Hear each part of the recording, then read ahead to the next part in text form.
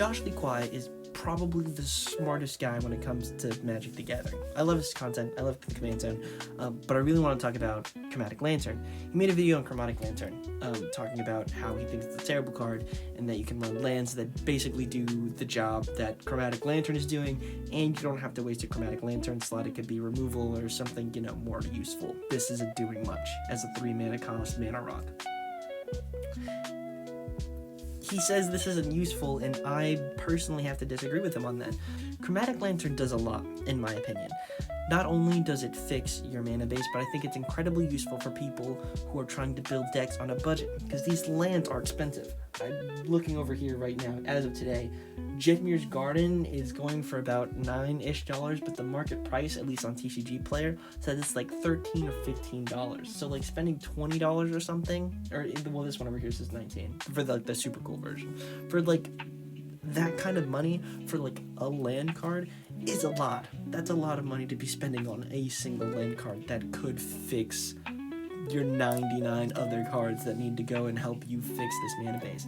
So for 3 mana and maybe a few dollars to change this thing is incredible. Since that video has come out, Chromatic Lantern has gone down in price dramatically. Some versions have gone down by like 17%, some have gone down much further than that.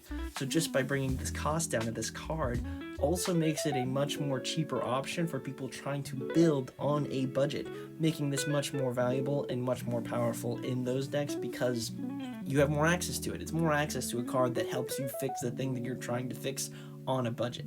Now, I understand that this is like a whole like huge crazy conspiracy theory, but there was on purposely like, wow, this card sucks, and is like using it to like help people build like decks, or he genuinely just thinks this thing sucks, which I don't think it does. With that said, Josh Lee Kwai is either a mastermind or he makes content and it's like, screw this card, it sucks. But in the end of the day, I guess we get cheaper Chromatic Lanterns and we get to make cooler decks and have it be useful when we want to use 5 colors or just any other combination of colors, and could possibly use a Chromatic Lantern for cheaper, which is nice.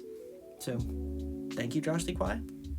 But keep an eye out for Josh Lee Kwai, I guess. He makes the market move, which is interesting. Keep an eye out.